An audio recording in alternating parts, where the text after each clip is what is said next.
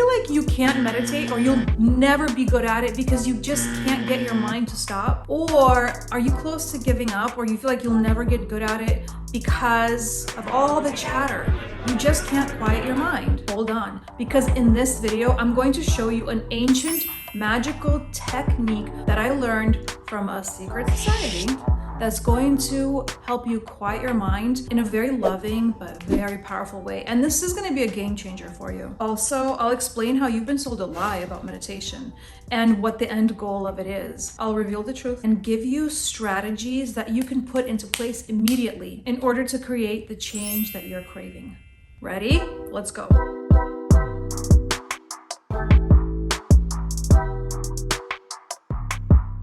I'm Shethemystic, coming to you through Delfina, who's been on a spiritual journey for over 20 years and has spent the past 10 years helping people heal their trauma, awaken their soul, and unleash their world-changing purpose. I get so disappointed and then angry when I talk to people who are new to meditation because, first of all, the number one thing I hear is people saying, I can't meditate, I've tried, I can't still my mind, I can't get the thoughts to stop, I have ADHD, it's never gonna work for me. Listen, same.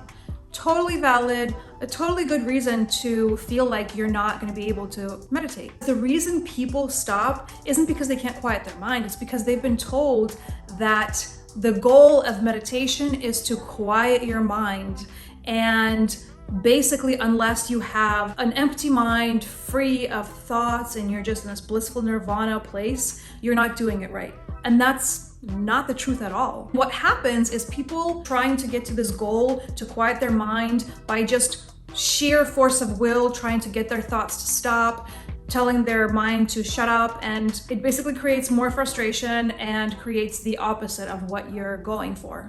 So here's the truth. The actual process and the journey and the practice of gradually getting your mind to become this blank slate is what this whole thing is about, because that process and that practice and that repetition is actually training you to have mastery over the self. And that is the game changer. That is next level spiritual warrior unlocked. But just like any game, it comes with its own challenges, pitfalls, and roadblocks, right? So a lot of times, what people have been trained to do is visualize thoughts floating away like balloons, or standing over thoughts that are rushing below you like a river and you're standing above them on this bridge. All great, all valid, all techniques that I've used and have even taught.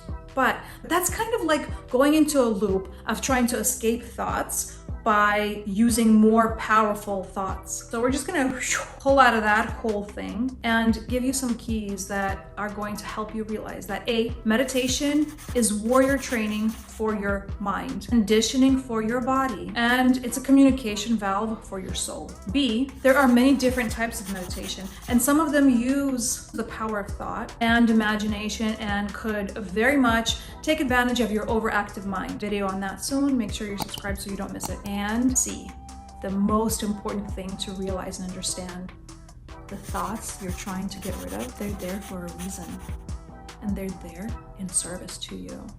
They're not a burden, they're a gift. I feel like that was a mic drop moment. So what I mean by that is the thoughts that are swirling around, they're trying to communicate with you, but their communication skills are all like wonky. So for instance, if you sat down to meditate and all of a sudden you start thinking about your credit card bill and wondering if you paid your credit card bill. Communication isn't, oh, I have to go pay my credit card bill. The message is actually your subconscious telling you about your relationship to money or responsibility or both. Because, and this is key to understand, once you get still enough, your subconscious is going to bombard you with all kinds of messages that it doesn't get to communicate to you when you're otherwise occupied. You're sitting down thinking, okay, it's me time, I'm gonna get silent, I'm gonna get still, and your subconscious is thinking, ooh, she's finally silent. Let me scream at her all of the things that she needs to know. Let me scream at her all of the concerns. And what it's doing is the same thing it's always been doing.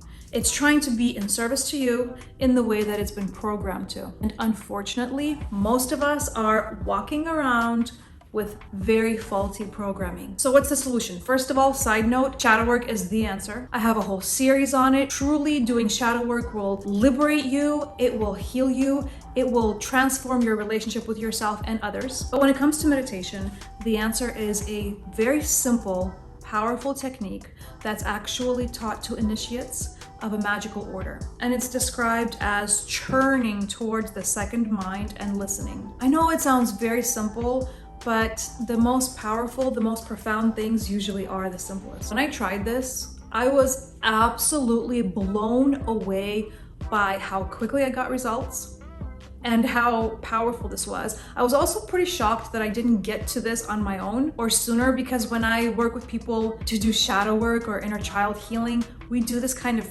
stuff all the time. Essentially, what you're going to do is when you sit down to meditate, you get in position, you do your breath work, whatever you do to prepare. Once your subconscious kicks in and starts the chatter, starts talking with your mind's eye, you're going to churn to whoever is doing the talking, see yourself listening to them and seeing them. And all you need to do is be present and listen. So instead of trying to stop the thoughts, instead of trying to ignore the thoughts, instead of trying to run away from the thoughts, you're going to do the opposite. Turn around, face whoever is wherever that chatter is coming from.